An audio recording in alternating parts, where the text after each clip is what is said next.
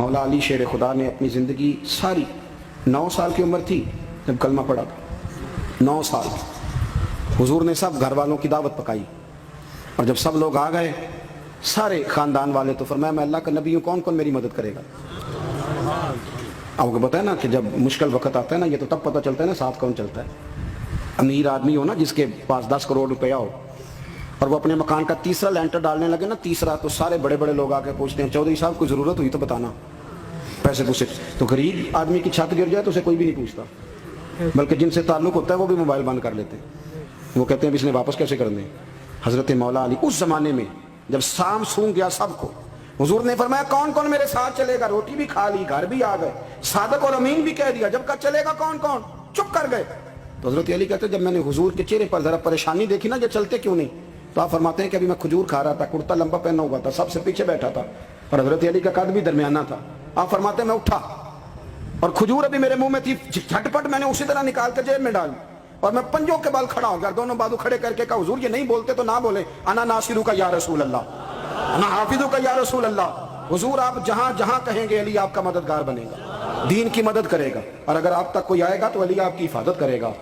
9 سال کی عمر میں چلے علی دین کی نوکری کے لیے، پھر بدر میں بھی پہلی صف میں، احد میں بھی پہلی صف میں، خندق میں بھی پہلی صف میں۔ ایک جنگ میں حضور نے کہا علی تو رہ جا، اس دفعہ رہ جا، تو عرض کی رو پڑے حضرت علی، دلیر آدمی تھے، رو پڑے، کہنے لگے حضور آپ مجھے بچوں اور عورتوں کے پاس چھوڑ کے جا رہے ہیں؟ حضور مجھے لے چلے، میں میدان کا زندگی ساری گزار دی، ساری زندگی گزار دی، اپنے زمانے میں آپس کا اختلاف بھی دیکھا، ساری زندگی شیر خدا نے دین کو دے دی۔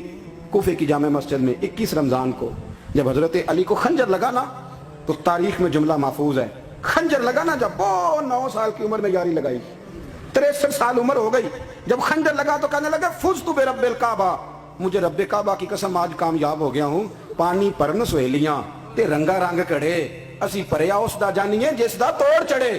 کہا دیکھو بھائی میں آج کامیاب ہو گیا، میں کامیاب ہو گیا، وہ جو میں نے کہا تھا حضور میں ساتھ رہوں گا، تے لے سجنا سا توڑ نبھائی، جان دیتی راہ تیرے، دے دیا ہر چیز دین کو دے دی۔ کون سی پراپرٹی چھوڑ کے گئے پیچھے؟ کون سا نظام بنا کے گئے؟ امام حسن بھی شہید ہوئے، پتہ ہے آپ کو؟ امام حسن کا بھی دن منانا چاہیے کہ نہیں؟ ان کے یوم وصال پہ بھی کوئی جلسہ کر لیا کرو، بڑے ہیں امام حسین سے، جدھر سارا زمانہ چلتا ہے ادھر چل پڑتے ہو۔ حدیث میں جہاں جہاں نام آیا نا، پہلا امام حسن کا ہے، دوسرا امام حسین کا ہے، اور امام حسین کے اپنے جملے ہیں، فرماتے ہیں میرا بھائی نہیں، میرا امام بھی ہے، میرا امام بھی ہے۔ اور آپ فرمایا کرتے تھے میں نے بڑی چیزیں اس حسن سے سیکھی ہیں، جو انہوں نے سیکھا ایک بتاؤں اس میں سے؟ کچھ لوگ تھکے تھکے ہیں آپ میں سے، حالانکہ میں تو زیادہ سفر کر کے آیا ہوں، عرض کروں جو انہوں نے سیکھا ہے؟ سنو، امام حسین خود بتاتے ہیں، فرماتے ہیں کہ اب میرے بھائی نا امام حسن اپنی ایک بیوی کو طلاق دینا چاہتے تھے، اختلاف شدید ہو گیا، بات طلاق تک آ گئی، مجھے پتہ چلا تو میں پہنچا، میں نے کہا بھائی جان کیا اختلاف ہے بھابھی سے؟ سنا طلاق دینے لگے ہیں؟ فرمایا ہاں طلاق دے دیں گا۔ چلی گئی میں کے، فرمایا بتائیں غلطی کیا، کیوں دے رہے ہیں؟ تو امام حسن فرمانے لگے حسین آپ نے قرآن نہیں پڑھا؟ میں نے کہا جی پڑھا ہے، بتائیں۔ کہنے لگے اللہ فرماتا ہے ہن لباس لکم وانتم لباس لہن، مرد عورتوں کا لباس ہے، عورتیں مردوں کا لباس ہے۔ فرمایا میری بیوی میں کوئی کمزوری ہوگی تو میں پردہ ڈالوں گا کہ دنیا کو بتاؤں گا؟ امام حسین کہتے ہیں میں نے اٹھ کے بھائی کا ہاتھ چوما، میں نے کہا آیت میں نے پہلے بھی پڑھی تھی، تفسیر آج سمجھ میں آئی ہے، تفسیر آج سمجھ میں آئی ہے، میرے بڑے بھائی نے سمجھائی ہے، سمجھ میں آئی۔ کہتے ہیں کچھ دنوں کے بعد امام حسن نے بیوی کو طلاق دے دی، میں پھر آیا اور میں نے کہا میرے شانوں والے بھائی آپ بھی بتا دیں کیا مسئلہ تھا؟ تو کہتے ہیں میرا ماتھا چوما میرے بڑے بھائی نے، اور کہنے لگے حسین چھوڑ، وہ غیر محرم بی بی ہے، میں کسی غیر کی باتیں تیرے ساتھ کیا کروں، طلاق دے دی، غیر محرم ہو گئی، اب اس کا ذکر کیا چھیڑنا۔ کہتے ہیں میں سمجھ گیا کہ میرا بھائی قرآن کی اس روح کو جانتا ہے جو حسین تک بھی پہنچ رہی ہے۔ بھائیو امام حسن رضی اللہ تعالیٰ عنہ، آپ کو پتہ ہے یہ کائنات کا وہ عظیم شخص ہے، حسن ابن علی، وہ عظیم ہستی ہے جس نے تاج چھوڑ دیا، تخت چھوڑ دیا، پر نبی پاک کی امت کو جوڑ دیا۔ نبی کریم نے ان کو اپنے ساتھ بٹھا کے کہا تھا، صحیح بخاری میں موجود ہے، کہا یہ میرا بیٹا حسن سید ہے، یا مسلمانوں کی 2 جماعتیں لڑیں گی تو یہ صلح کرائے گا۔ حضرت امام حسن نے تخت چھوڑا، تاج چھوڑا، لیکن مسلمانوں کو آپس میں اتنی بڑی قربانی، اتنی بڑی قربانی۔ یہاں تو بھائی چھوٹا سا مسئلہ ہوتا ہے، مسجد میں اچھے بھلے امام صاحب نماز پڑھا رہے ہوتے ہیں، بچے پڑھ رہے ہوتے ہیں، اور مسجد میں تو تقریباً 15-20 چودھری تو ہر مسجد میں ہوتے ہیں، تھوڑے پنڈ تو نہیں ہیں جی؟ چلو اللہ کا شکر ہے جی، اتنے نہیں تھوڑے نے، چلو اللہ کرے وہ بھی نال ہی رل جان، درویش ہی چنگی چدرا دا کی کرنا ہے۔ تو ویسے میں نے دیکھا ہے تھوڑی سی جو کسی شہر کی بڑی مسجد ہوتی ہے اس میں 15-20 چودھری ہوتے ہیں, اور مولوی صاحب کی مجبوری ہے سب کی مان کے چلنا, دو کی نہ مانے قاری صاحب, دو کی. اب وہ یہ نہیں دیکھیں گے کہ دین کا نقصان ہو رہا ہے, مسجد کا مسئلہ ہے, بچوں کا مسئلہ ہے, ان کو تو ذات کا مسئلہ ہے, میری نہیں مانی لیتا چھٹی.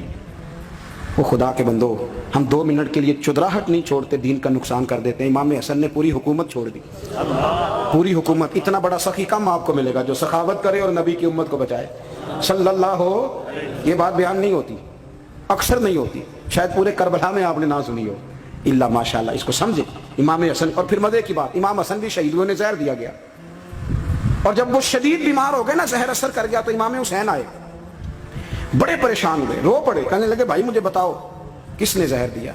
تو امام حسن کہنے لگے حسین مجھے شک ہے ایک شخص پر, لیکن شک ہے بھائی, اگر صرف شک ہے تو میں کسی بے گناہ کو بدنام کیسے کر دوں, تمہیں کیسے نام بتا دوں.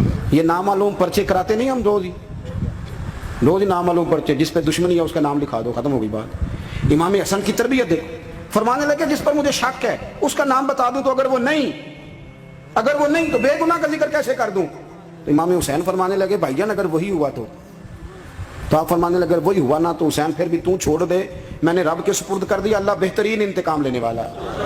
اللہ اتنا بڑا حوصلہ سیدہ کے بیٹے کا, شیر کے بیٹے کا, شیروں جیسا کلیجہ, اتنا دل دریا سمندروں ڈونگے, کون دلاں دیاں جانے.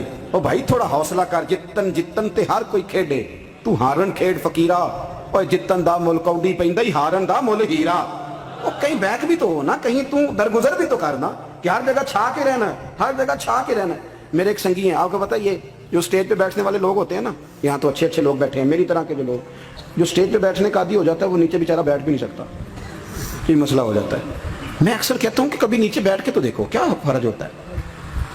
اگر کسی بندے کی کوئی شان ہے تو وہ جو سب سے پیچھے بیٹھا ہے اس کی شان ویسی کی ویسی ہے, کوئی کمی آ جائے گی, کچھ بھی نہیں. مجھے ذاتی طور پر دیانتداری سے کہتا ہوں, مسجد میں بیٹھا ہوں, جب میرے آنے پہ لوگ نعرے لگاتے ہیں مجھے تکلیف ہوتی ہے. میں کہتا ہوں یار نبی پاک کی نعت چل رہی تھی, اس کا ادب زیادہ ہے جو اجمل قادری کا ادب زیادہ ہے. چھوڑیں آپ, جو آیا ہے وہ بیٹھ جائے گا, ختم ہو گئی بات. اور ویسے بھی جو لوگ جلسوں کے لیے محنت کرتے ہیں نا, بیچارے اشتہار لگاتے ہیں, مسجد کی صفائی کرتے ہیں, جو لنگر پکاتے ہیں, وہ تو اسٹیج پہ آتے ہی نہیں, حالانکہ زیادہ ثواب تو ان کو ملتا ہے, وہ تو پیچھے چھپے ہوتے ہیں. میں کئی دفعہ مجھے پتہ چل جائے نا اس کارکن نے زیادہ کام کیا اس جلسے کے لیے, تو میں اس کے کان میں کہتا ہوں میرے لیے بھی دعا کری, اس لیے کہ تو نے محنت کی ہے, تیرا اجر اور ہے. ہم تو شان سے آئے بیٹھے اور چھٹی کر گئے.